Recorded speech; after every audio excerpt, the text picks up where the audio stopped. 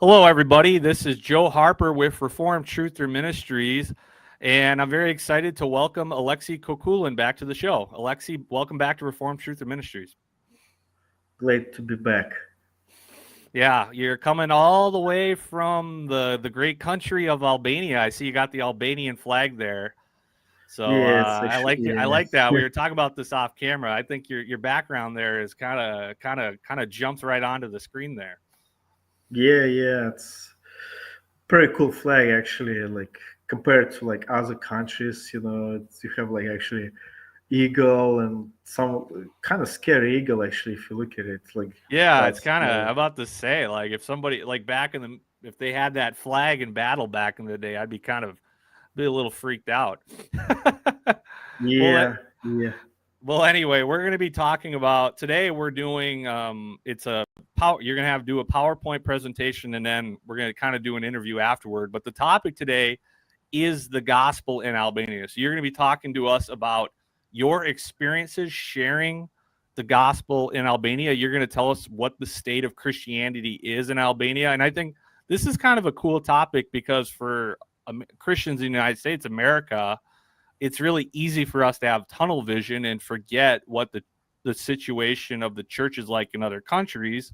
And I also think in general, Americans just don't know a whole lot about Albania. So I think this is going to be a really cool interview because we're going to cover some topics, we're going to go over some information that doesn't always get talked about here in the States amongst American Christians. So it's going to be a really good one today. yep. All So righty. let's do this slide number one. Just All right. So just so the audience know that we're going to start by you're going to do your PowerPoint presentation first, and then afterward I have some questions and we'll kind of interact more once you're done with your PowerPoint. yes. So Okay. Albania is actually basically between Italy and Greece. They have also countries nearby, which is like North Macedonia, Kosovo, and Montenegro. It's a small country, almost 3 million people in it. However, interesting part is that like between 7 to 10 million of Albanians live in the world. They is basically like majority of Albanians actually leave Albania. They live outside of Albania. They try to flee to like Greece or United States or Germany. So And why do they want to why are they trying to get out? Is it because of the poverty or what's the reason? yes, because the I think it's the next slide about uh, uh no, oh, okay, in a few more slides, but yeah, it's actually due to poverty, basically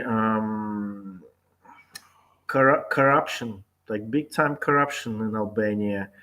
Mm. It's but to some degree it's interesting things that like um the richest country, like at least the infrastructure wise, like I would say Montenegro is the best one. So if you got money, if you want to go somewhere really nice, actually Montenegro I would say is the best one. Italy, I would say it's division. Italy is divided in two parts: North Italy and Southern Italy. Actually, funniest part, Southern Italy is worse than Albania, sad to say, but North Italy is like better than United States, and some of the things is just like wow, like almost like not everybody, but many people drive Ferrari, Bugatti, whatever in the north side. Yeah, But a lot more wealth in northern Italy than in the south. Yeah, and I think that's been true for centuries. I mean, even you go back to like the Renaissance, those eras of history, a lot of those great merchant republics, Florence, Milan, Venice, all that's always been in the north, not the south. So yeah, yeah, that's some good context for not just Albania, but the whole Mediterranean a little bit. That's cool. yep. So Well, actually, interesting part about Albania is that actually they have two dialects: task dialect and the gag dialect. And if only like the person lived in a northern part, they would be sometimes misunderstood by the southern part. But interesting, like thing about alphabet, it's actually very easy to learn how to read it, but the language itself is actually very complicated, is very hard. So if you're gonna go to Albania, yeah, it's gonna be easy to learn how to read, but to speak it, it'll be a lot harder, especially if you want to present the gospel. Hmm. Okay, so that's cool. But interesting part, like there's a small town, by the way. It's not small town, but I should have probably checked it out how many people live in it. But Saranda, which is actually right across Greek island Corfu. Uh, Pretty much, as far as I understood, that most of these people speak Greek language. So if you want practice speaking Greek in Albania, it's actually really good because native Greek speakers speak super fast. I'll just give you a heads up. Like if you study Greek, modern Greek, um, Greek people speak very fast, but Albanians, I can actually understand them and actually speak to them in Greek. Hmm. So if you know Greek, modern Greek, here you go, the place for you to practice half a speed Saranda. Yeah, for sure. So what you're saying is they have the Albanian language and they have the two dialects, one in the north, one in the south, but then a lot of Albanians will also speak modern Greek. Yes, in the south, specifically, like if you see the what's some the blue part, you Yeah, see, right. Right. yeah, Right. right there. You see like bunch of blue. That's basically Greek Yeah. speakers there. So it's a town by the name Saranda, and like I said, if you want to practice some Greek, go there, have some good time. Cool. That's very cool. Uh, Slide Oh forward. yeah. So basically, sad to say, if you notice, Albania is like a number six uh, in the category of poverty or like the lowest income.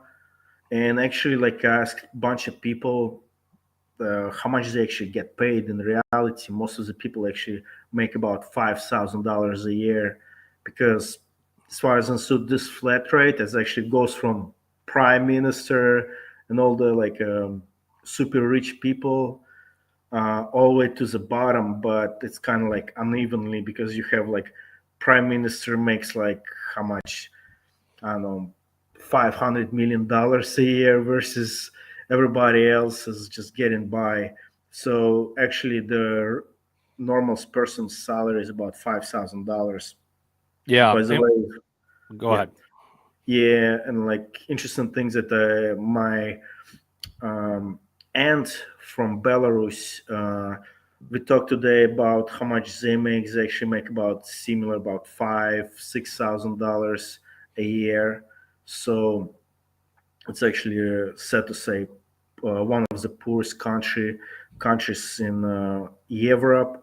But the good part is this: if you're American, if you already have like a retirement or you have some kind of disability where government or a company pays you, let's just say, just say even $1,000 a month, you kind Right. of good to go.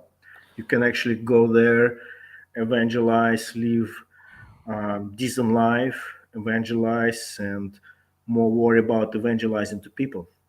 Yeah. So what you're saying is that uh, Albanians make less money. There's less wealth available to get, but you're also saying that the cost of living is a lot closer. Your money's going to go a lot farther, which ironically for Americans would be a good opportunity for missions because if they wanted to direct, wanted to get people over there, they could do it with that, with less.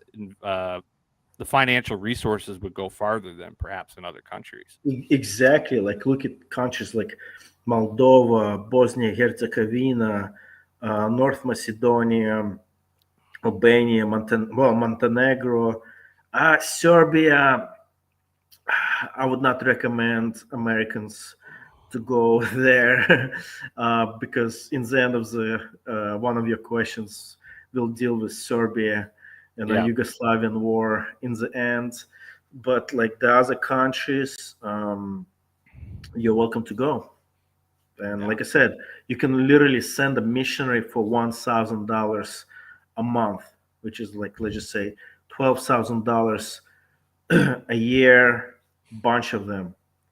All right. So, all right, churches, if you're watching this and you're praying where to send your missionary, consider Albania. Yeah, Albania, Yeah. Bosnia Herzegovina. By the way, funniest part that Bosnian language is quite similar to Russian language, where Albanian, honestly, uh, funniest part is that Greece next to Albania and Italy is next to Albania, but Italian and Greek language will not help you. English will not help you. I mean, you might learn how to read, but how to speak it and the sentence structure are completely different. Hmm. So just maybe like if you're gonna go evangelize, like pick the country and for 3 months download like a Duolingo or Pimsleur or Preply. Go to like preply.com, get some lessons of that language for like 3 months to see even if you're capable of learning it, because some people won't just want to go to country they gonna evangelize, but I mean, sad to say, we're not in Acts chapter 2, guys. So probably trying to learn the language first a little bit, see how you do for like 3 months, and if you are totally unable to, like, I mean, I try to learn Albanian, but it's just like It's difficult language. very difficult. And funniest part that there's trainer. She's originally from Greece, but her parents are from Albania, and she speaks fluent Albanian.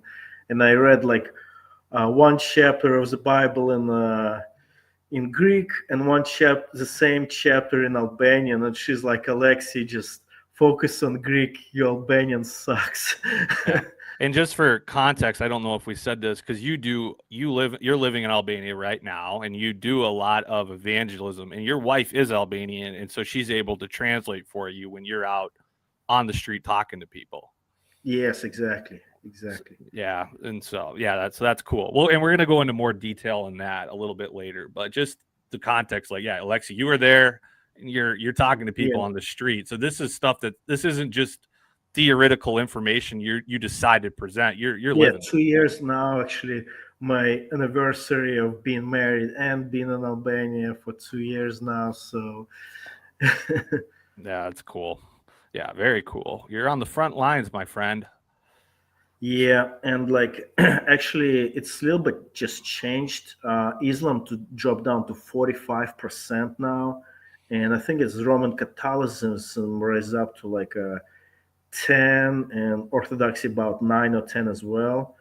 Hmm. So um, unless you're compromising Christian, there's plenty work to do because you literally have like um, Islam idolatry, Roman Catholicism is idolatry, Orthodoxy is idolatry, and out of like 0 point, I think it's 4.5. Actually, the next slide will show you that it's actually only 0.45% are so-called Protestants, but Yeah. it's So really like not. But so whether evangelical or Protestant, whatever word you want to use, is a slim fraction of a percentage point. exactly, and actually, in this slide, notice so Protestantism in Albania is a small but growing minority religion with around 13,000 followers or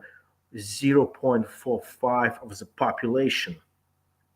And saddest part that what I see is actually most of so-called Protestants are Mormons, Jehovah Witnesses, and prosperity gospel nonsense people. Yeah.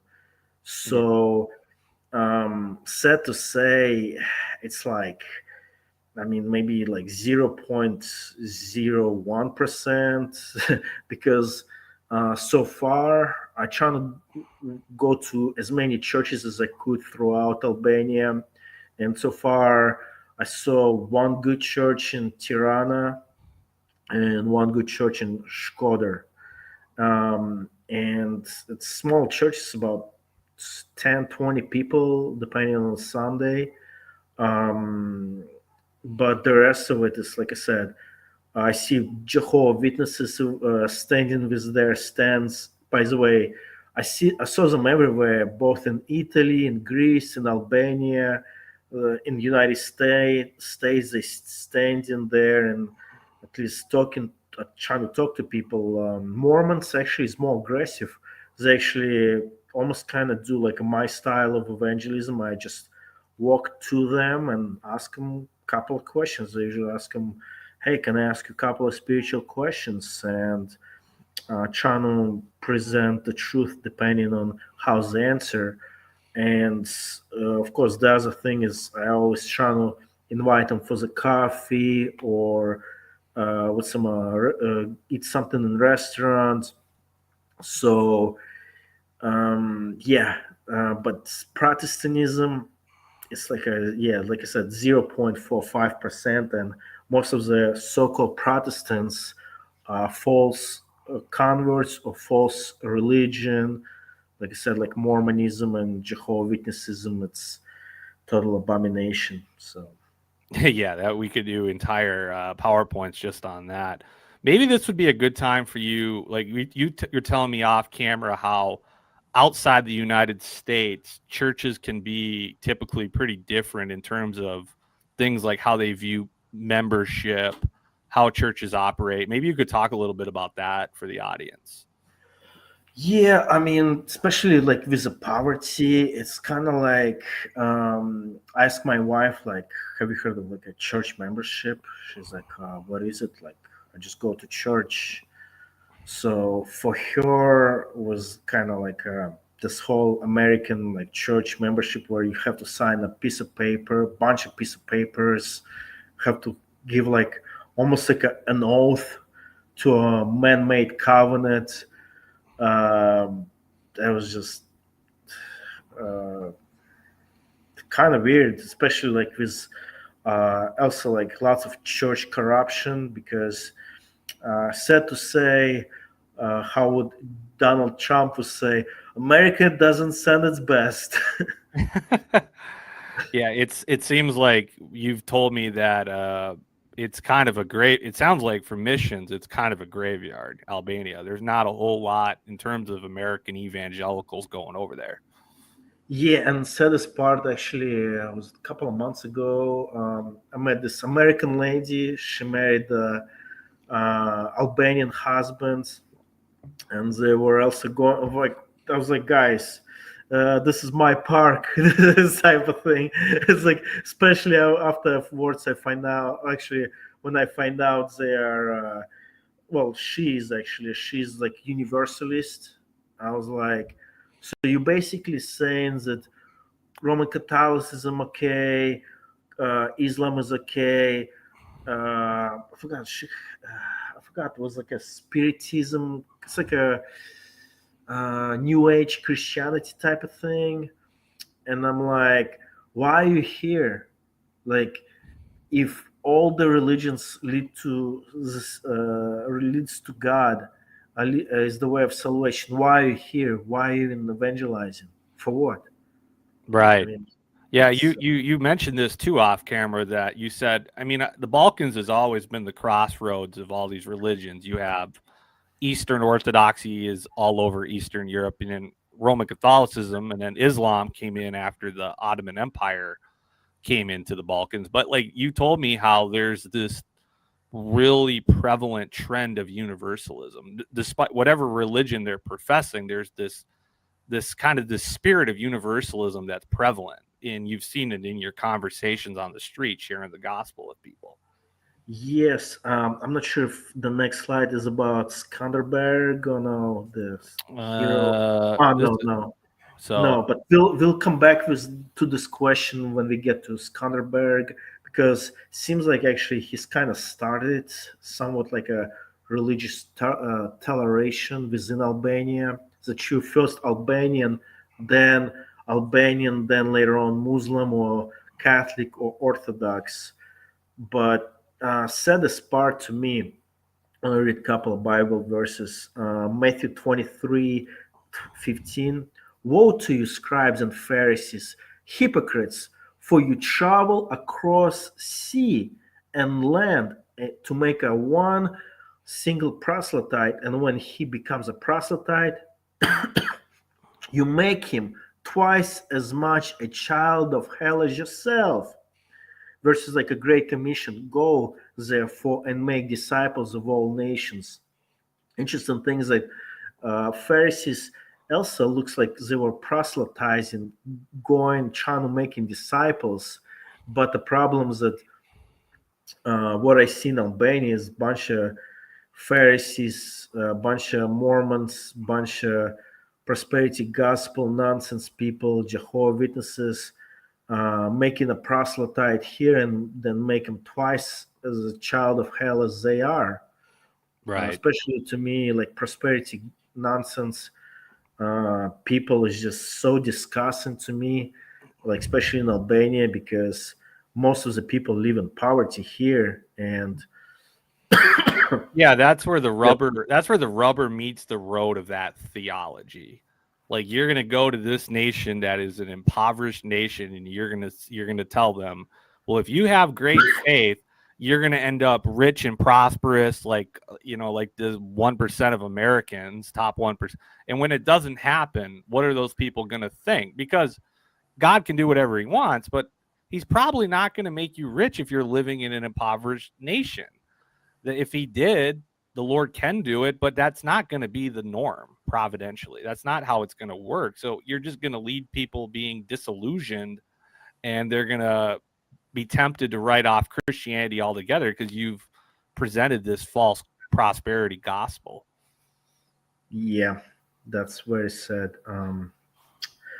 So let's see what's the next slide. I'll say the one other thing I'll say I wanted Yeah. to comment before we go to the next one about Mormons and Jehovah's Witnesses is this is true in the States. I'm sure it's true over there. They're very zealous in Yeah, I evangelizing. was Yeah, more so than evangelical Christians. exactly, and Yeah, sad to say, like, well, once again, like maybe when we're gonna do the video on pagan Christianity, that since there's only one man show, there's only one pastor, and he doesn't really focus on developing other Christians either in teaching or evangelism or pastoring. There's only literally Mormons and Jehovah Witnesses, and like Mormons are really aggressive. I was like, wow, they're like trying to, buy a coffee, buy some food. Like, especially think about this: if you're in impoverished country and like you barely surviving, and some American tells you, "Hey, let's have a pizza. I'll pay for it." You will be yeah, like, yes, wow, of course. Or have like, let's just say coffee even. So let's just say if you're able to send a missionary $1,000 per person, it goes a far long ways at in the United States. though those are both demonic false religions, and they are full on cults. And Yep. I mean, Joseph Smith, the founder of Mormonism, Freemason, probably Luciferian, probably. I mean, same thing with the founder of the Jehovah's Witnesses is Russell. I forget his first name, but yeah, Russell. I mean, same thing. Mason. I mean, you look at his tombstone; it's an obelisk. It's just both those religions are just steeped in paganism. I could say a lot more, but I digress. Yep. Yeah, and like, yeah, let me just read this one verse from Hosea 12, verse 7 and 8. A merchant in whose hands a false balance, he loves to oppress. Ephraim has said, oh, but I am rich. I have found wealth for myself. In all my labors, they cannot find in me iniquity or sin. Like some pastors who receive money from Albania, especially one pastor here in Lach. Funniest part is that Lach is one of the worst towns in Albania, like poverty wise.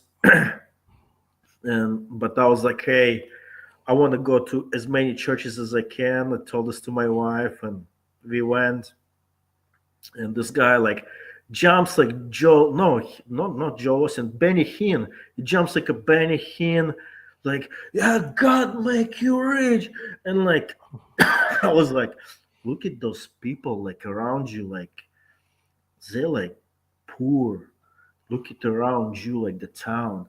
It's poor. There's like literally nothing good in it except like this Roman Catholic church on top of the mountain. And I Right. was just like, to me, it was just so sad to watch this. Like, I usually just kind of like able to breathe in and breathe out, wanted to, but honestly, like with this guy, wanted to show some kickboxing. It's Mhm. like, oh, really, guy? Like, look at those people. Like, they hoping, like, maybe they already thinking, oh, maybe I will become a pastor and I will be rich or whatever. But sad to say, it's not just ends here. I'm going to read the Gospel of John, chapter 2, verse 13 through 16. The Okay. Passover of the Jews was near, and Jesus went up to Jerusalem. And within the temple grounds, he found those who were selling oxen, sheep, and doves, and the money changers seated at their tables. And he made a whip of cords and drove them all out of the temple area with the sheep and the oxen, and he poured out the coins of money changers and overthrown their tables. And those who were selling the doves, he said, take those things away from here. Stop making my father's house a place of business. Yeah. There's even like so-called conservative churches, like Baptist churches, evangelical churches, they still trying to make some money, even though they receive money from American churches. And I'm like, guys, I'm like looking at this, like people not buying stuff. You know why? Because they're poor, or who like it's kind of like unwritten rule in Albania. As soon as you get rich enough, that's why 7 to 10 million of Albanians are outside of Albania, and it's only 3 million of Albanians are in Albania, because as soon as you get rich enough, you leave Albania because it's poverty and corruption, basically. But Yeah. you have the American style churches exported from United States into Albania, into impoverished country. Well, Uh, maybe this would be a good point to interject. Like, why don't you say, what is your view on, I know it, but the audience does it. What is your view on tithes? On like, what do you think the New Testament teaches about tithing?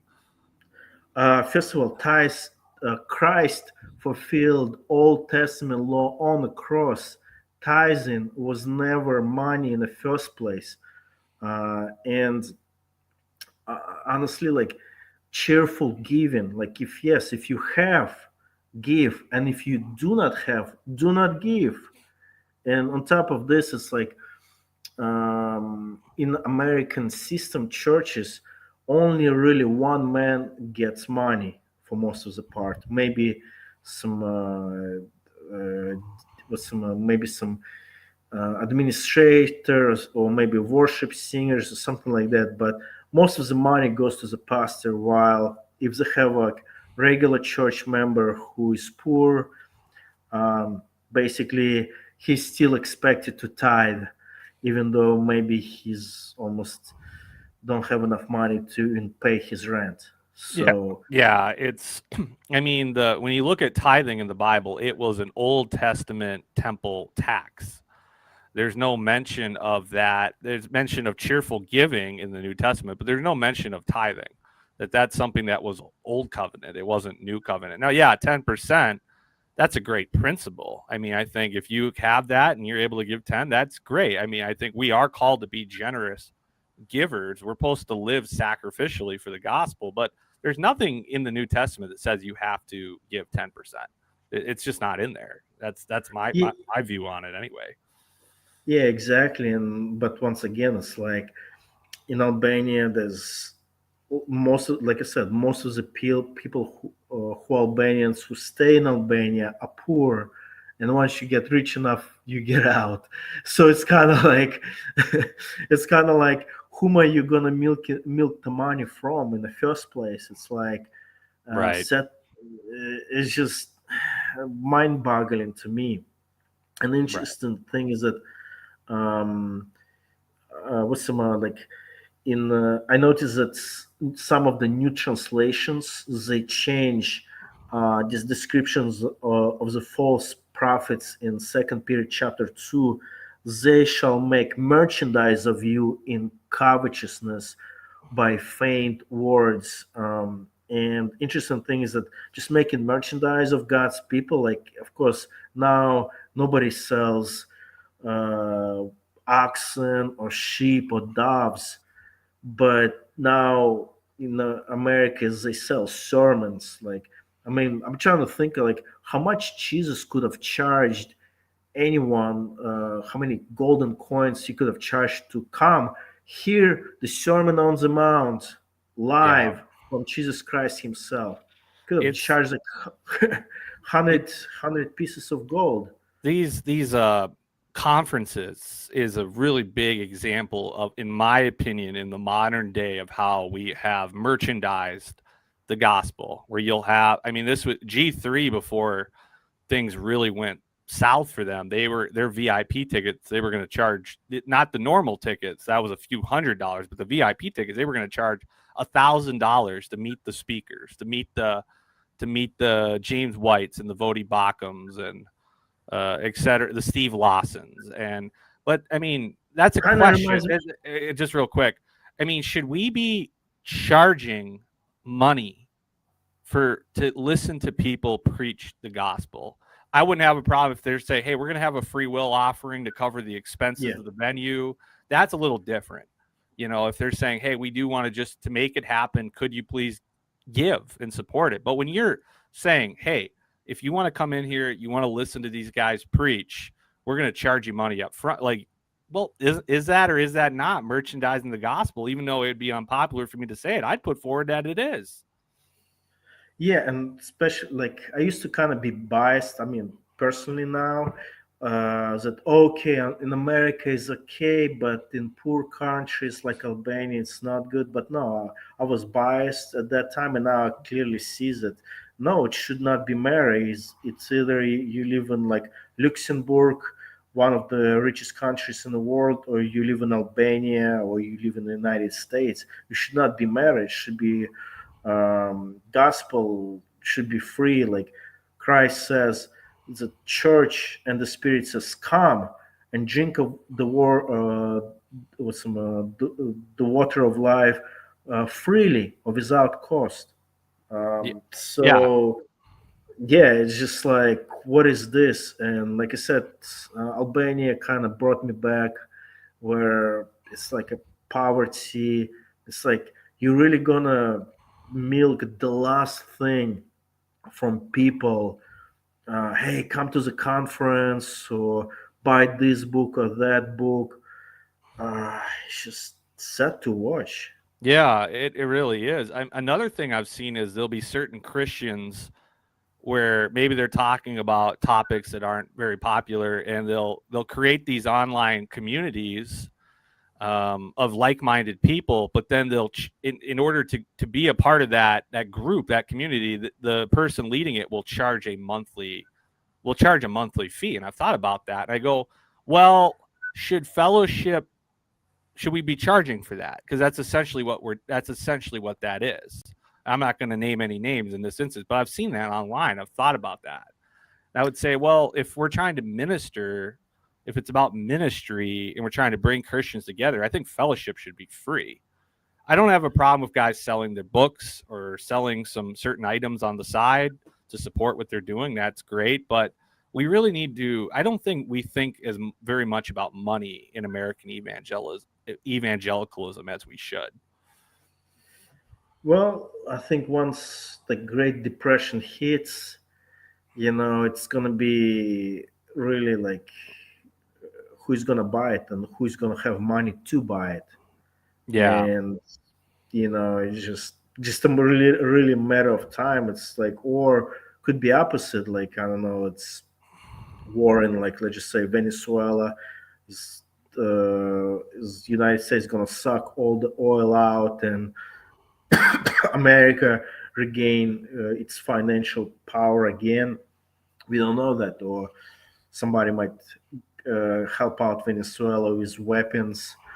So you never know what's gonna happen. But me personally, it's just now I'm at this point that, like, okay, if I want to make disciples in Albania, and let's just say this one person whom I evangelizing for like a really long time now, also if he comes to Christ, am I gonna charge him for the Bibles? Am I gonna charge him for the lessons?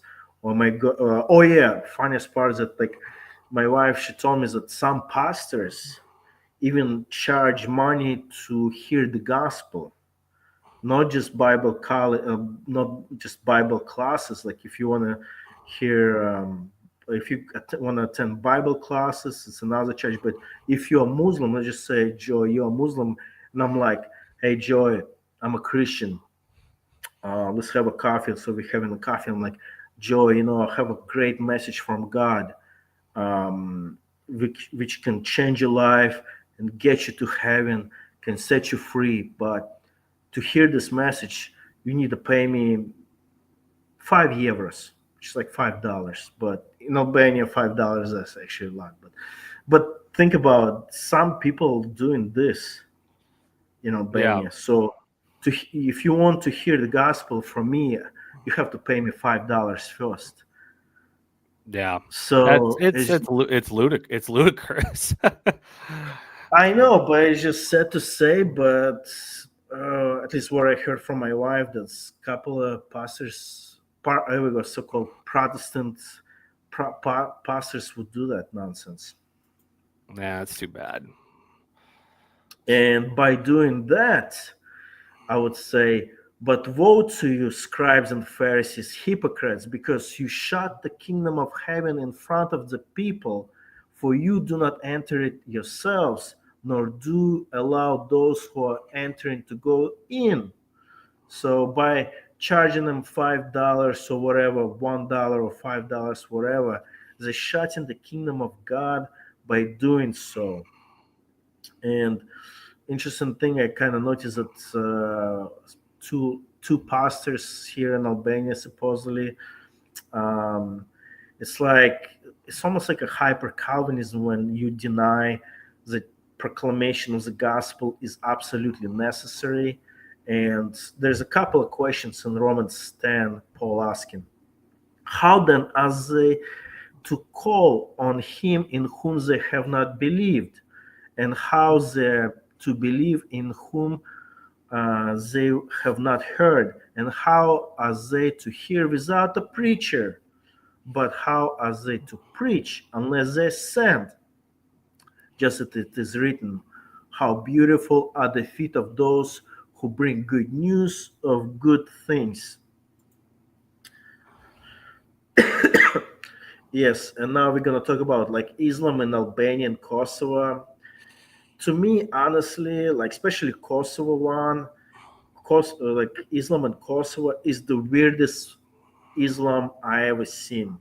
Hmm. Um, do you remember? Actually, go back one slide. Yep.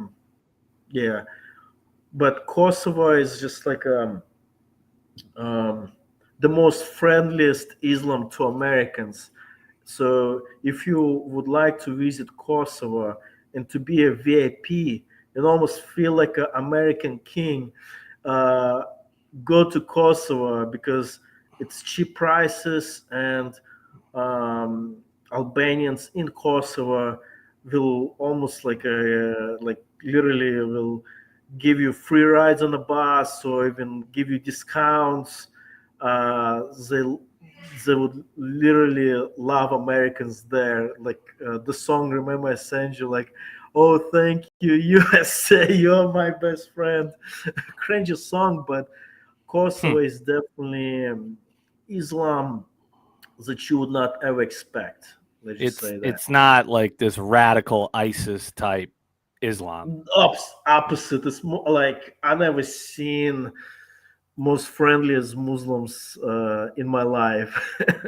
Let's just say that, especially if you have American passport too. Hmm. So, Yeah, but that's interesting because it's different than what people might expect. yep. Yeah. And actually, this guy goes by the name Skanderberg, George Castriti, but everybody knows him by Skanderberg. Basically, he's like a national hero here. He was born in an Orthodox family, but then he was taken like a hostage into Ottoman Empire, which is Turkey now, and there he was forcefully converted to Islam. But as soon as he able to, I guess, escape back to Albania and start a uprising against Ottoman Empire, he became a Roman Catholic. I think for political reasons, I'm not sure, but it's kind of suspicious to me that as soon as he gets back to Albania, he becomes a Catholic. So in Right. Albania, uh, like since Skanderberg trying to unite Albanians to fight Ottoman, they have a religious toleration from basically 15th century, where first you're Albanian, then you are either Orthodox, Catholic, or Muslim, but you will still fight against Ottoman Empire, which is technically Muslim as well. So it's kind of interesting that Albanians put nationality first and then religion, where Albanian Muslims would willing to kill Ottoman Muslims. So it's very interesting how he able to, I guess, manipulate things as a politician. Of course, as Christians, we should not do so. uh, Right. so, but he was a very crafty politician and a warrior as well. Great strategist, great politician, but as a Christian, able to unite Orthodox Muslims and Catholics is quite interesting way of doing things. So, Hmm. um, interesting things that when in United States, I used to listen to James White, David Woods. I forgot Wood or Woods. But interesting things that in Albania decide to restudy Islam because I've already been to Albania, Kosovo, Turkey, Bosnia Herzegovina. So four so-called Muslim countries, and honestly, what I see is that many Muslims, they may know how to read the Quran in Arabic, but they have no idea what actually it says. Like if I teach Joey how to read in Albanian, because they pretty much using English letters, it would be easy for him to learn how to read it, but he would have no idea what's the meaning behind it. And in my opinion, like basically, like I would not be surprised if like 95, maybe even 99% of Muslims would have no idea what's in Quran because Muslims are taught that even though they do have a translation in their own native language, it doesn't really count unless you read Quran in Arabic. So Yeah, I've heard that yes, before. That only like really only the Arabic is truly the Quran, and the trans it's different than how Christians view the Bible. exactly, and it's like the funniest part is that some Christians know Quran better than Muslims, because for Muslim to read a translation, it's like a kind of like, ooh, I don't know if you saw this. Ooh, brother, ooh, what is this, brother? Right. Type of thing. So to them, like reading a translation of the Quran in their own native language is not really counts. So most of the Muslims have no idea what's in the Quran itself. So, in my opinion,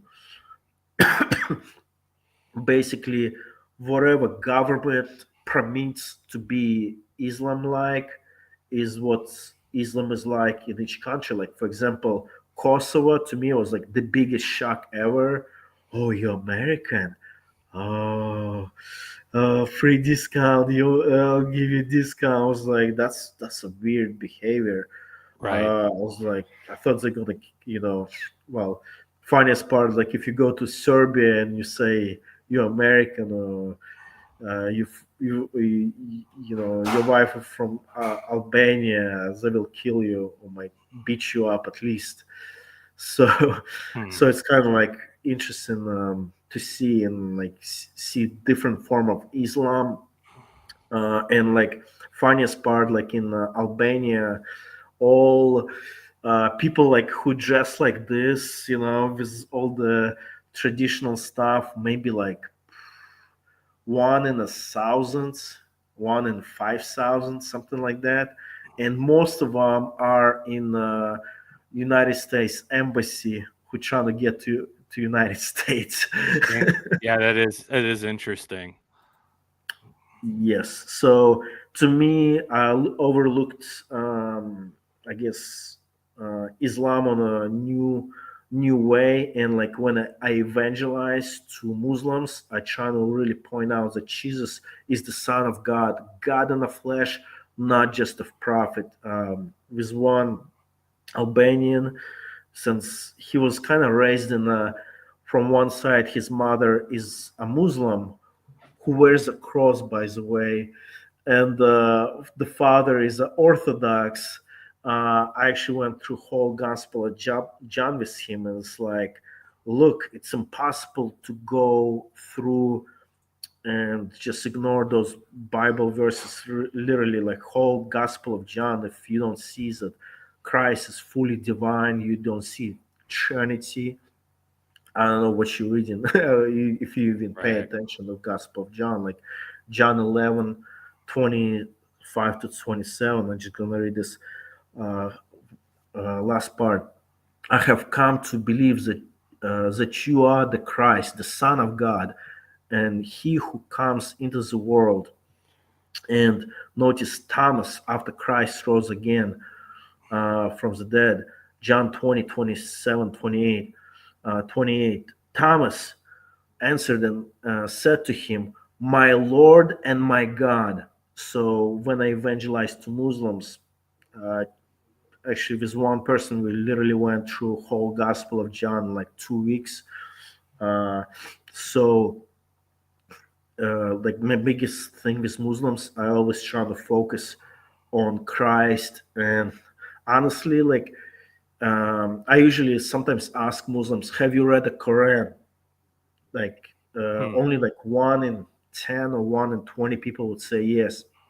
And I was like, have you read the Quran in Albanian or in Aramaic? I mean Arabic. Yeah, As I say Arabic. Yeah. Arabic, do you know the vocabulary of Arabic of what, the seventh century or eighth century? I'm not sure when the Quran was written, but basically it's like Arabic of present is not the same Arabic of seventh or eighth century. So most of the time, don't even worry about reading and learning the Quran. Yeah. So basically you're saying when you try to, well, you ask them if they read the Quran, but you also you're saying when you share the gospel, you're trying to focus, narrow in on specifically the person of Jesus Christ. What do you think? Exactly. What do you think about Jesus? Yeah. Exactly. Now I'm kind of have like a playlist for Orthodox, Muslims, and Roman Catholics specifically, like how evangelize to one group or another group. But It's kind of, I mean, it's kind of an interesting place to be doing the work of an evangelist because you have so many different, it's such a mixing pot of religions. You're in a place where there's a lot of different belief systems all in one place.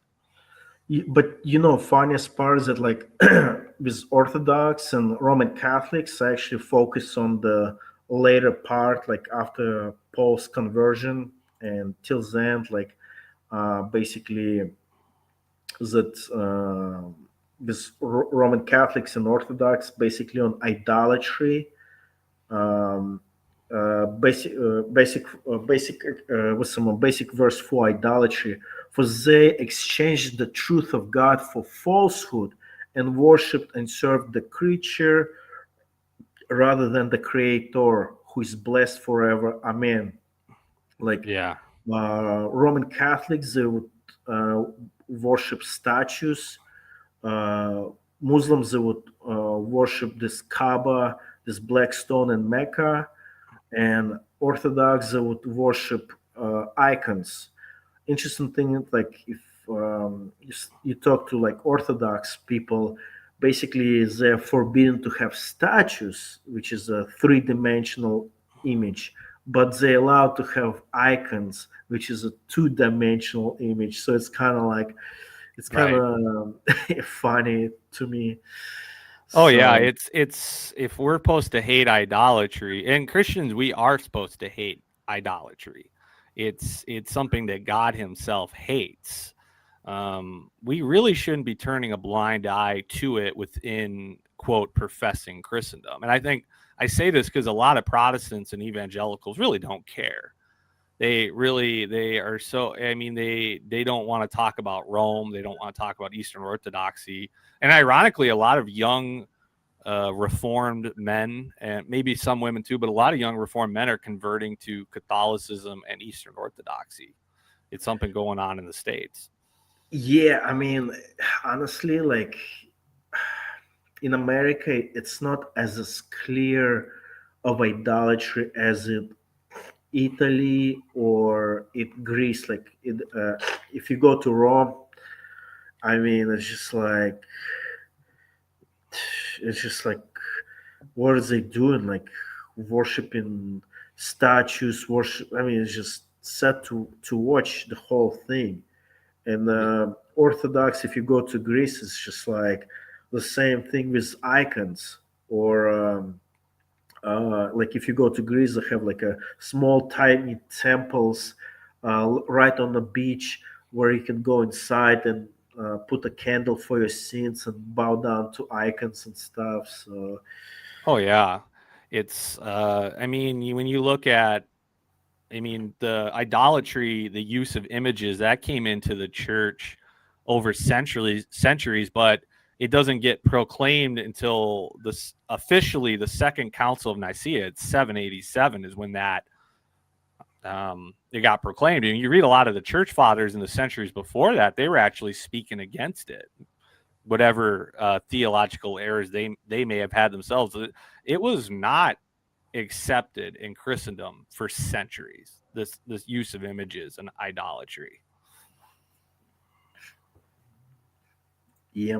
Yeah. Um, an interesting thing about Oh, this one. interesting, yeah, that idolaters and homosexuals will end up in hell.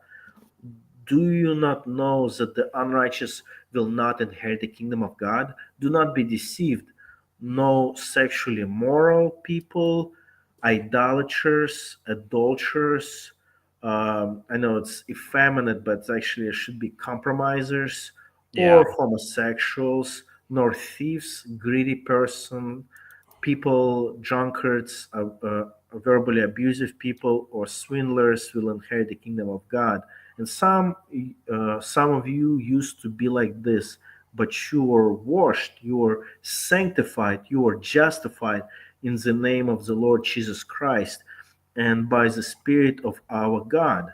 So interesting things that in United States, I kind of noticed that you have Roman Catholics and like a few Protestants will be like, "Oh, bunch of idolaters," or some Protestants will be like, "Well, it's not bad, but man, homosexuals, they definitely will go to hell. They definitely will go to hell." But both idolaters and homosexuals will end up in hell, which Well, wrong. yeah, the conservative movement in America, the evangelicals have tried to team up with the Roman Catholics to fight secularism and liberalism, and what has been the fruit of that? It's been a disaster. It's been an unmitigated disaster. We Absolutely, and like funniest part, like it's kind of like what's his name? Here we go, Charlie Kirk. Here we go, him being like a compromiser. He trying to justify idolatry of Mormonism, Roman Catholicism, Freemasonry. But man, homosexuals, those liberals, man, they definitely will go to hell. yeah. But it's just, but they in the same sentence, they will all three types of group of people will end up in hell. Well, I was pretty shocked. I learned because even in the more conservative Reformed churches, like I was shocked when I learned Doug Wilson, for example, he allows Roman Catholics to take the Lord's table at his church because he has that federal vision theology where he says, well, they have a Trinitarian baptism, so therefore they should be allowed to the table. And that's a whole rabbit hole. But like for people in the theonomist camp, they're saying, well, we should enforce both tables of the 10 Commandments, but then they're saying, oh yeah, like Roman Catholicism, it's not a big. I mean, that's what they're essentially saying is, oh yeah, they turn a blind eye to that. Well, that's inconsistent. If you're going to use these arguments of, well, the kings of Israel were putting down idolatry and they were commended by that by God, and you're going to turn a blind eye to the greatest manifestation of idolatry in the Western world, then what are we doing? It's completely inconsistent. It's kind of hard for me. It's kind of hard for me not to comment on it. Yeah, I mean, it's well to me like Doug Wilson is like, in my opinion, he's a Jesuit working for Rome secretly, so I'm not kind of surprised by him. But many so-called evangelical or even reformed is closing their eyes on Roman Catholic idolatry. I mean, it's just like that's so obvious, guys. I mean, praying to Mary, like basically you denying Jesus Christ is the only mediator. I mean, Yeah, it's, it's basically you being a Malakos, you being a compromiser. Because, by the way, is it interesting thing that by Greek tutors actually, as I said, like in modern Greek Bibles, they also translate it as a word "effeminate," which is like being dressing like women, basically. But it should have been compromisers, much closer to actual proper translation. that's interesting. Yeah, that is interesting. You sound like you got a bit of a cold man. You sound like Yeah, you're for some reason, I guess I yeah. got called just today, just before the interview. But Well, like that's with okay. Roman, We'll forgive you. yeah, hopefully Forgive you Ron for will. getting ill, which is completely out of your control. Yeah. But with uh, Roman Catholics, I actually have like a small Bible study with them, and both actually Roman Catholics and Orthodox. Would start like with Exodus 20, verse 4. Um, Do not make an idol for yourself, whether in the shape of anything in the heavens above, or on the earth below, or in the waters under the earth. You must not bow down to them or worship them, for I am the Lord your God, and a jealous God, punishing the children of the father's sin to the third and fourth generation to those who hate me. Then I point out that in I noticed most of the translations in English translations they try to water this down, where it says actually the so like Aaron he took the gold from their hands, furnished it with an engraved tool, and made it into an image of a calf. And then they said, Israel, this is your God who brought you up from the land of Egypt. Notice that the Jews they actually said that the golden calf itself is the Yahweh that, that brought them out of the land of Egypt. Because like if you look at the interlinear Bible, it's actually Yahweh, not like what's this called? Not like gods. Like I noticed most of the translations use word gods instead of God with big G. And Yeah. then so, and then interesting thing, like in Deuteronomy 27:15, it says, the person who makes a carved idol or cast image which is detestable to the Lord, the God, or the work of a craftsman, and set it up in secret is cursed. And all the people will reply, Amen. And, Right. I usually go over with both Roman Catholics and Orthodox with those verses. Yeah. Also, you have this the cash cow of money laundering for Vatican. Mother Teresa was born in Albania, by the way, and they have a bunch of statues and um, Interesting. yeah, like they like literally like bowing down to her, like kissing her, and interesting things that even some Muslims are willing Well, to bow down to. so let's explain this for a second, because most people think Mother Teresa was like this really compassionate woman who was helping all these people in India. So you're saying that that's not accurate, huh?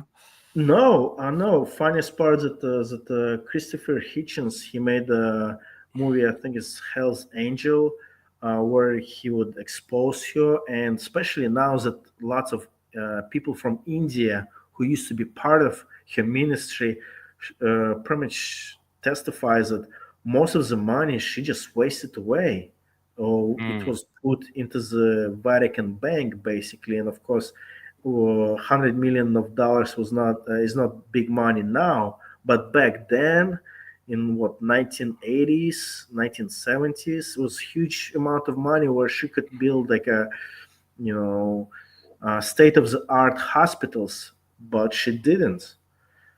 yeah. So like nowhere in Albania, nowhere in India, there's not a hospital was built by her on those monies that was donated to her. And some Albanians actually build hospitals in the name of Mother Teresa, but not on those money. Hmm. That's interesting. So then And we got orthodoxy. yeah, Orthodox. Actually, this one is my favorite Bible verse to share with Orthodox idolaters. It's Isaiah 44, verse 14 to 19. He will cut cedar for himself and take a whole oak or another oak and let it grow strong for himself among the trees of the forest. He plants a laurel tree, and the rain makes it grow.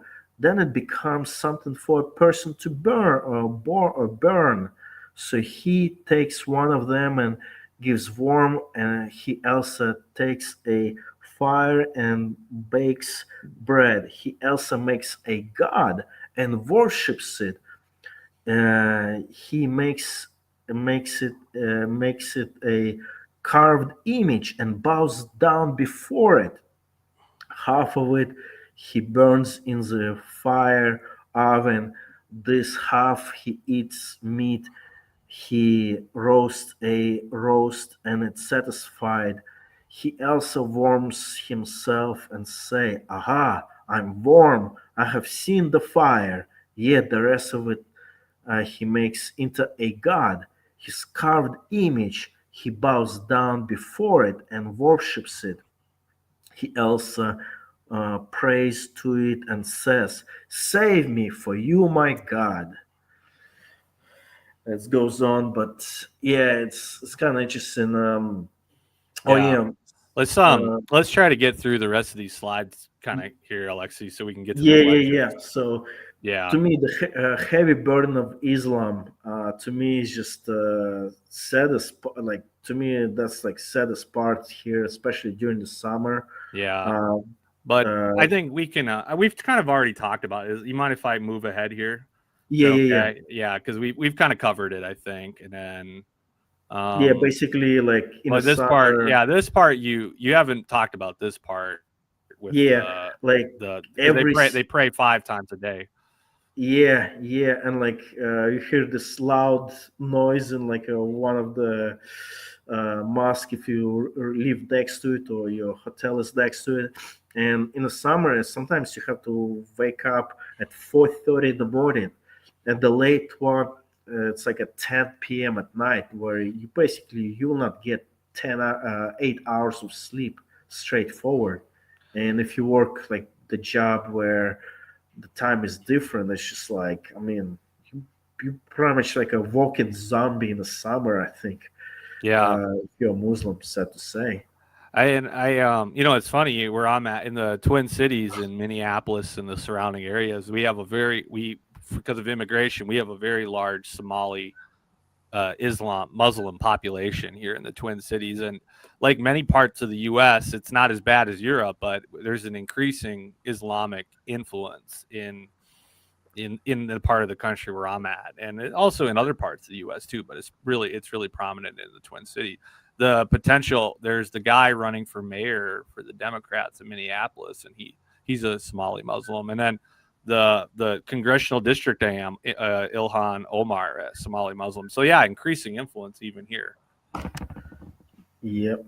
Then And five then pillars of Islam, which funniest part that I usually ask like Muslims, can you name 5 pillars of Islam? No. Okay, I consider him automatically as a Gnostic or yeah, Gnostic somewhat. It's because honestly, it's really pointless to argue about what the Quran says when he doesn't even know what it says. if they don't know it themselves, right? Yeah, it's like really pointless. Then like I try to make a big difference for actually all three groups, Roman Catholics, Muslims, and Orthodox. Basically, is that Jesus Christ is the only way to God. Mm. And the slide before actually with Orthodox and Roman Catholics about basically after I go through the Bible with them about idolatry, I point out that it should be self-evident or should be obvious the deeds of the flesh. Honestly, like if somebody is born again, I don't have to argue with you about Roman Catholicism, like idolatry wise, or is homosexuality a sin. No, it should be obvious, Right. self-evident.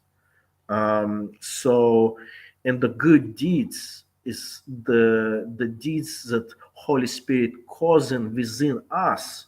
It's not that Yeah. we try to gain salvation, but we already have salvation, and out of the abundance of the heart, mouth speaks, and we produce actually good works.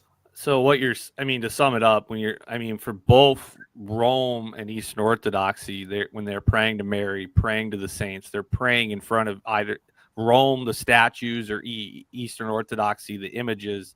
This isn't a minor sin. The New Testament's very clear. It's a major sin, and Exactly. it's not something that should be ignored or winked at. And for evangelicals, they shouldn't be pretending that people who are doing that are fine with the Lord. They need to, if they want to truly have compassion, they need to speak to that and address that, and not be saying, "Oh, there are brethren in Christ," when they're worshiping idols.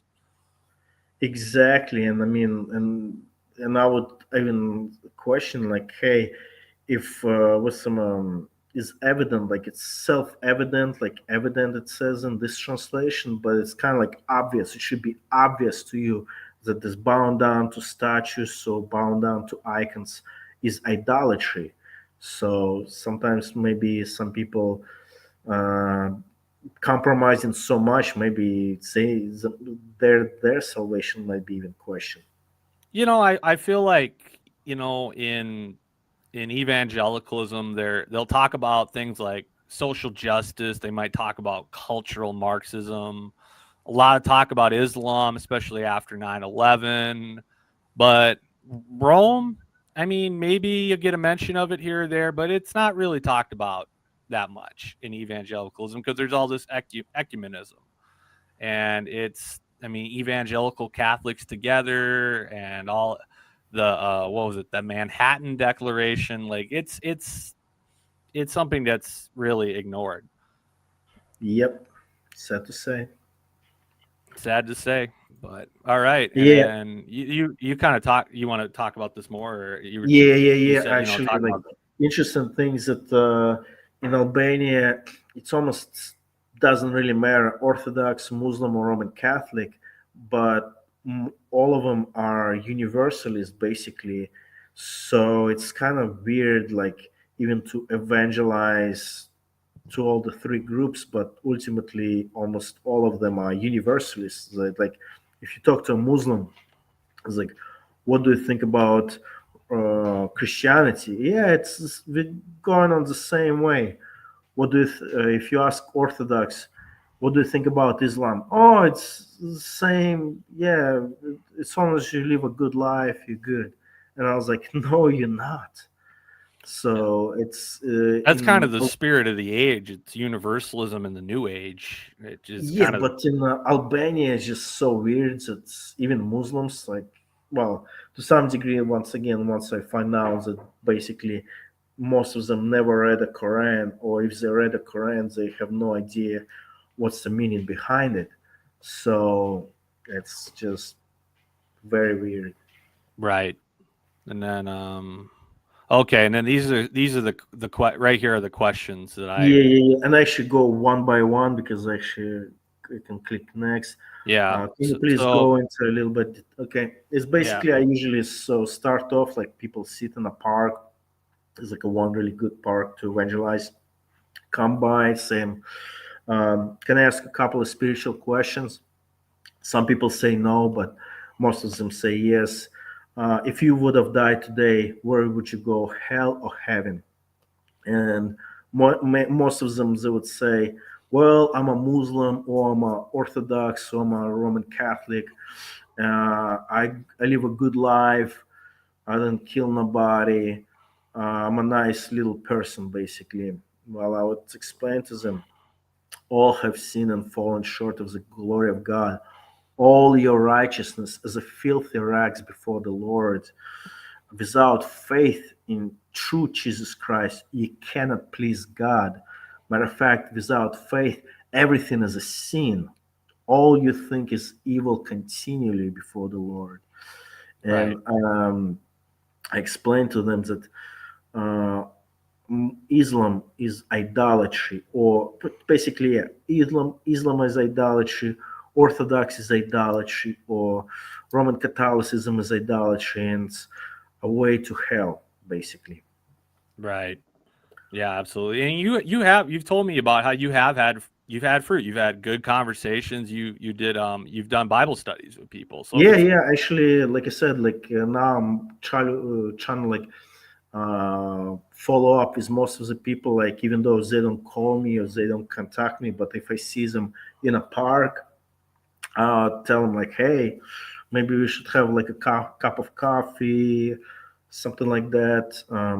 And some people do because once again, uh, all of a sudden some stranger invites you for cup of coffee, or even a restaurant. It's even better. It's almost like, even though it's a carnal wish, just just fill your stomach. But hey, sometimes what they if mean that for it's a little evil. bit more informal. I mean, you're breaking down some of those walls. Might Yeah, open up yeah, and That's just being winsome. Like yeah, exactly. And like let's just sit I down. said, Let's like sit have down a and talk. gospel. Yeah, so have like a gospel check. I usually try to go over with them and make sure they read it. And I listen like, hey, could you read in Albanian? And I will explain in English, and my wife she will translate. So, and with one person we went through whole Gospel of John together, and topics of idolatry. Then he kind of messaged me like here and there.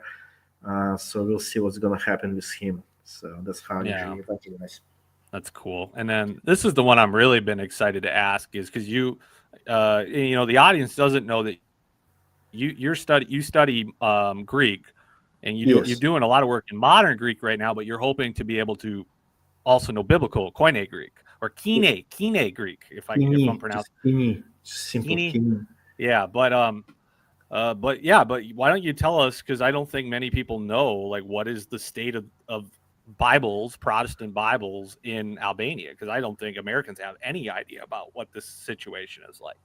Yeah, there's no King James Bible. I'm sorry, guys, but but basically, what happens in Albania? I'm not sure which year. I should have probably looked it up, but in the last centuries, they translated from Italian into which actually Italians they got it from King James. They translated King James in Italian, and then they grabbed the Italian translation and translated into Albanian, and it was actually paid translators who were atheists. But a few weeks ago, actually, gentleman from Tirana, Azim, he also translated my Gospel Jack from English into Albanian.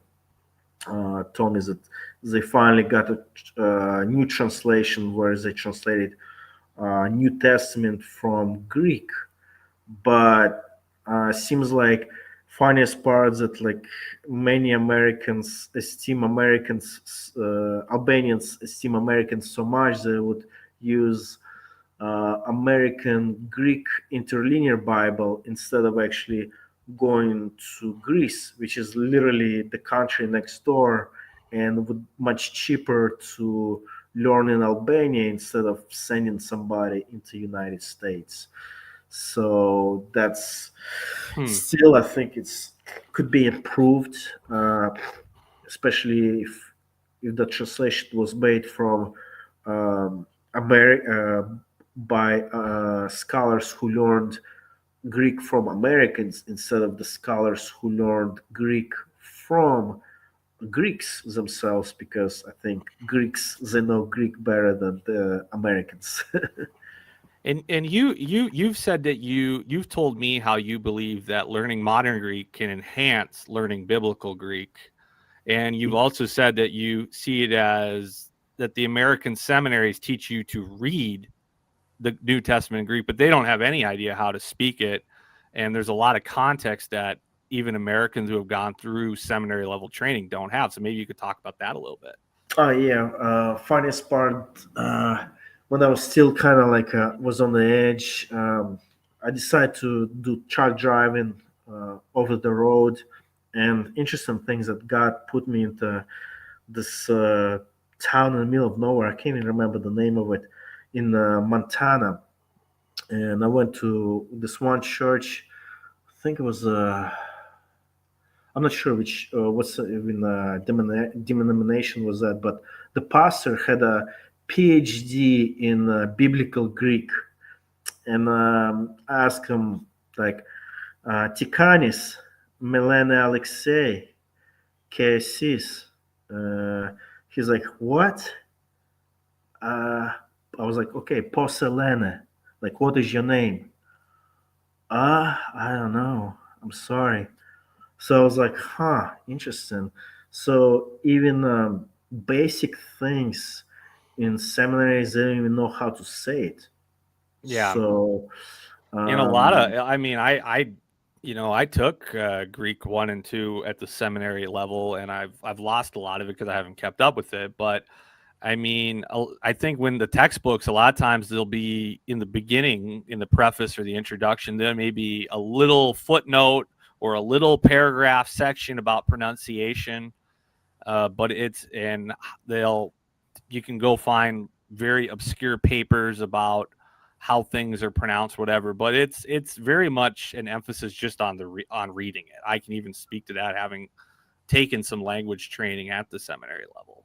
but funniest part is that like I know words how actually names, for example, how they pronounce in Russian and in American so-called fake Greek, because Erasmus kind of like Erasmus is almost like a um, using Erasmus as a shield to kind of like almost like don't want to learn proper pronunciation and speaking is kind of like why would you how would you even give somebody a PhD if the person cannot even speak few basic words.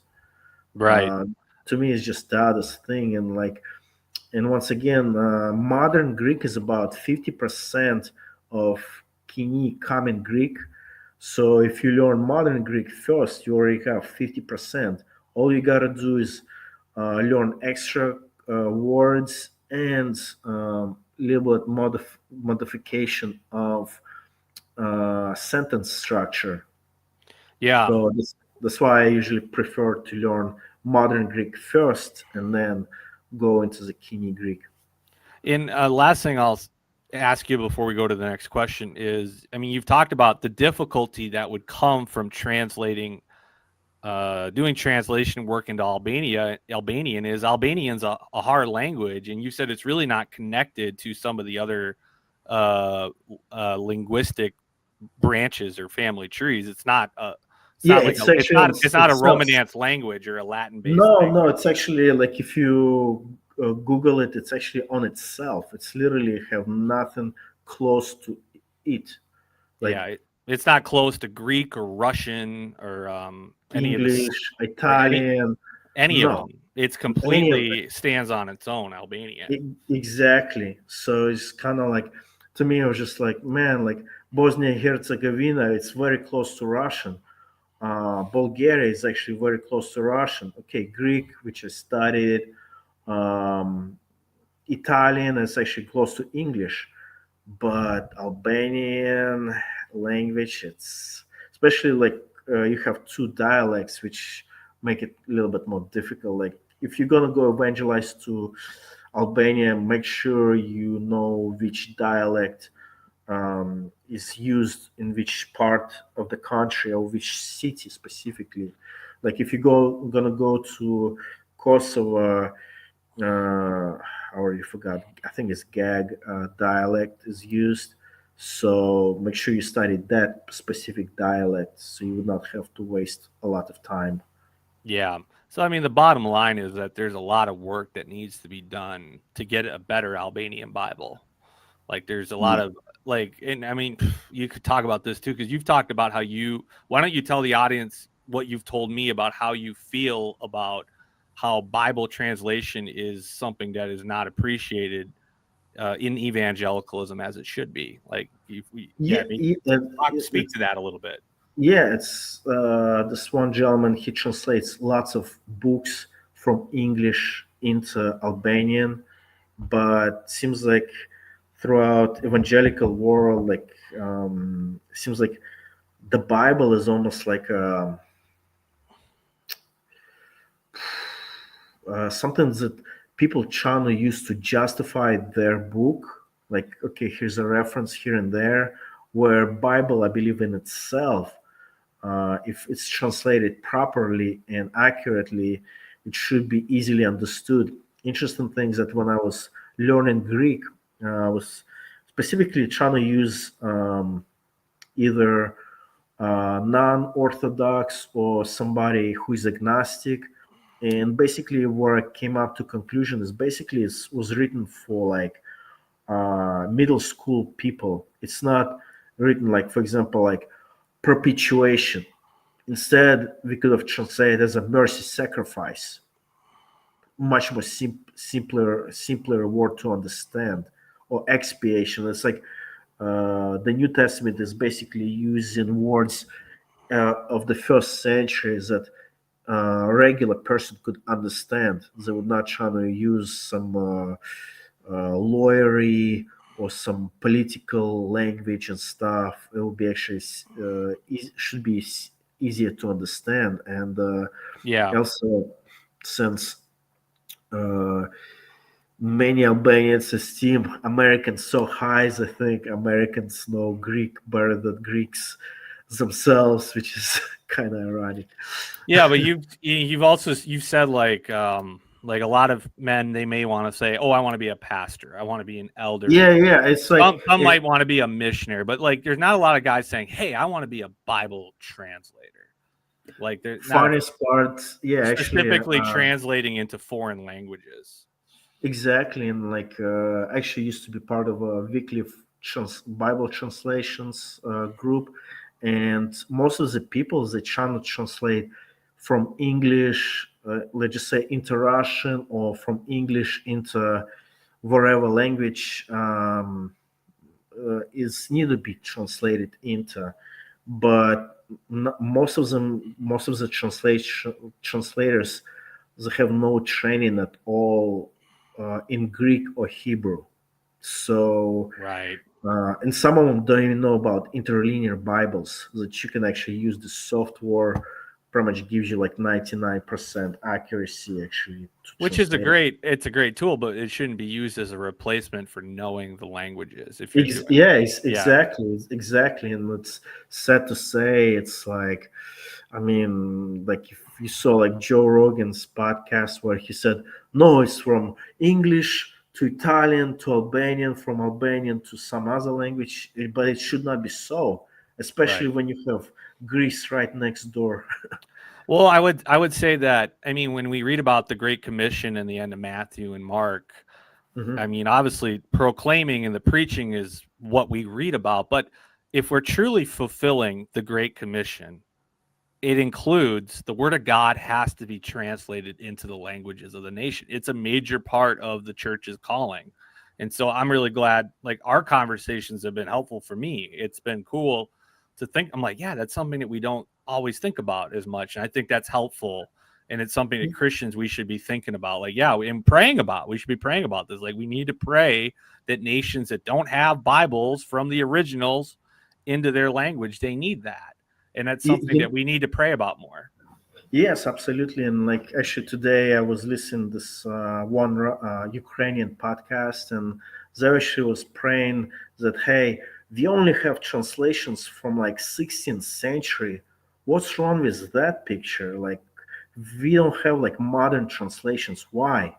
Why we don't have like translators to translate into with some into Ukrainian or Russian or wherever or Albanian from uh, common Greek and ancient Hebrew into modern language, and it should not be like, hey, let's use archaic words from last century. No, it should be like 21st century vocabulary, Right. and it's sad to say, but think of how many pastors or how many like pastors would encourage their congregation, guys, we need some translators so that we could translate the Bible into all the languages in the world. But many Americans say just kind of like, hey, um, let's just teach them English, and everybody will speak English, and everybody can read the Bible in English. Well, Funniest part, it's not as glamorous of a calling as the idea of the pastor that many people have in their heads. Like, yeah, it's just not, it's, I don't know, it's not many men are going to look at that necessarily the same way, even though yeah, maybe they should, but that's not what is commonplace. yeah, and on top of this, financially wise, it's like if you have to pay for tutors like myself, like how many 400 hours plus $10 per piece, then my own time, then bunch of other things as well. I mean, now it's not as expensive if you know what you're doing, but if you go Right. to the seminary, you might be $200,000 in debt if you go American route. Sad to Yeah. say, but It's a lot of, yeah. I mean, education is expensive. So, okay. Well, why don't we move along here too? So we kind of talked about this one a little bit already. How many evangelical Protestant churches are in Albania? funniest part in Tirana itself, like which is the capital, which is about 1 million people. It's actually almost like a every 500 meters. It's like 10, 20 people congregation. I know one place they have one church. I think is like meets at like 9 a.m. But then the other church it meets at 12 p.m. And it's kind of like a battle for this clients within Tirana. And I think it's like also Duras somewhat also like they have lots of churches too, and it's also the same thing. But if it's like a small town or mid-sized town, it's about maybe like one or two churches. And like I live in Korcha right now. It's I would say one somewhat mid-sized, about 50 people. Then one tiny one, 10 people, and then it's 20 people. So it's like three churches and churches that I know of that are Protestants, but it's once again it's more like a sloppy agape, feel good type of Yeah. stuff. So So you're basically the put. Long story short, healthy churches. The healthy churches are small, they're few, and they're far between. Is well, like I said, so far I only saw two churches in whole Albania that are Reformed Baptist, basically, that actually doing the work. right. Gotcha. And then this one is obviously this is kind of a historical question, but Albania, there was the war in the Balkans in the 1990s, and you got that picture there of Bill Clinton, of bad Bill. So what I mean, how was Albania affected by the war? And that was then Yugoslavia, right? Yes, back then it used to be Yugoslavia, and basically like in Kosovo and well Albania somewhat, but in Kosovo they really love Albanians, like the song. I mean, I really love Americans and that song, like "Thank you USA, you are my best friends." It was such a cringy song, but yeah, like in Kosovo, there's a lot of Americans there, Albanians. Oh yes, I have a boulevard, George Bush Boulevard in Oh, Tirana. really? Just Yes, yes. So so they're like, I mean, yay for neocons. yes, basically, yeah, yes. They're like. Oh boy. I mean, the funniest part is that Bill Clinton is a Democrat, George Bush is a We're a Republican. Republican, and it's kind of like as long as you're American president, you're good to go. We're good to go. Uh, That's funny. yeah. Okay. And then I'm gonna just move ahead here because we're over 90 minutes. But last question is Oh yeah, that's basically a show. Like, and Kosovo is actually 93% are Muslims, yeah, and so like a lot of Muslims in Kosovo. yeah, yeah. But once again, it's a totally different type of Islam that you heard of. It's I do believe that I guess the original Islam by Muhammad is violent and so-called extremist, Yeah. but because political people can manipulate imams, and most of the people cannot read Quran, they can easily manipulate what the original Islam teaches. Yeah. So like you said before, it's not this Wahhabism extremist, ultra literal type of Islam that's Yeah, violent. and It's a funniest part, I've been to Bosnia and Herzegovina. I went actually one way to the location and then going the other way, and I couldn't find one mosque. Not one time I heard the call to prayer. I couldn't find one woman or man dressing like a traditional Muslim garments.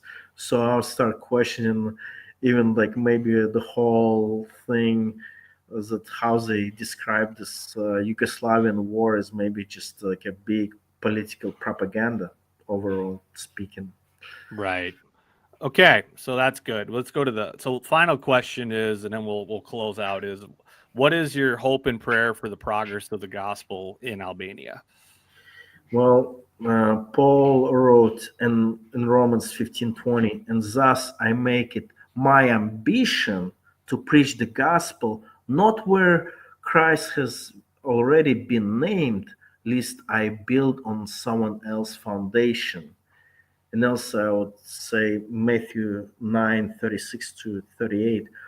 When he saw the crowd, he had compassion for them because they were harassed and helpless, like sheep without a shepherd. Then he said to his disciples, "The harvest is plentiful, but the laborers are few. Therefore, pray earnestly to the Lord of the harvest to send out laborers into his harvest." And I pray that God will send real evangelists who would willing to engage people on the street, who would willing to learn Albanian, not like me, but I have a translator, thanks God. But that somebody would go and actually evangelize on the street, willing to learn the language, would be willing to go to places, not just to tourist Tirana or tourists Duras, but throughout other places, like literally just somebody is willing to go besides Duras and Tirana, anywhere in Albania. I mean, that would be my prayer. Yeah. Yeah, basically, yeah, those two Bible verses. If you go anywhere, except, like I said, besides Duras and Tirana, there's lots of harvest, lots of people who never heard the true gospel of Jesus Christ. So Yeah. that would be my prayer. Well, amen. So, well, let me say at this point, well, brother, thank you for coming on. Thank you for being willing to share all of this information about Albania and the state of religion there, the state of the church there, state of the Bible there. This is information that I don't think is easily available for Christians here in the States to get. And even if you look stuff up on Google, it's not the same as talking to someone who is doing work there. So I just want to thank you for your time to share this, because I think it is really, really great and helpful information. Yeah, and like I said, I changed my view on specifically on Islam, that you can basically manipulate Islam however you want it, or how governments of each country wants. So, like I said, if you go to Kosovo, you will be greatly surprised. Yeah, it's different than what you expect. So, okay, well, that being said, where can people where can people be in touch with you and what you're doing? I mean, feel free to what do you plug whether it's your YouTube channel or whatever else. Yeah, it's actually it's on Facebook. You can just type in my name, Alexei Kokoulin, or you can go on YouTube. It's Predestined Alexei Kokoulin. So there's two ways. And I'll include the link to your YouTube channel in the description for the video. And all right, guys, please be remembering to pray for the progress of the gospel in Albania. Please be praying specifically for Alexei's evangelistic conversations. He goes out, talks to people, passes out gospel tracts like we've talked about. And then obviously prayer for the translation of the Bible from the original languages into Albanian. Those are all things that we can be praying about. So that being said, that's this edition of Reformed Truther Ministries. I'm going to pull this down. And this has been Alexei and me, Joe Harper of Reformed Truther Ministries, signing off. God bless everybody. If you have been blessed by the ministry of RTM, then please consider supporting our ministry through Buy Me a Coffee, and check out our website at www.reformedtruther.com.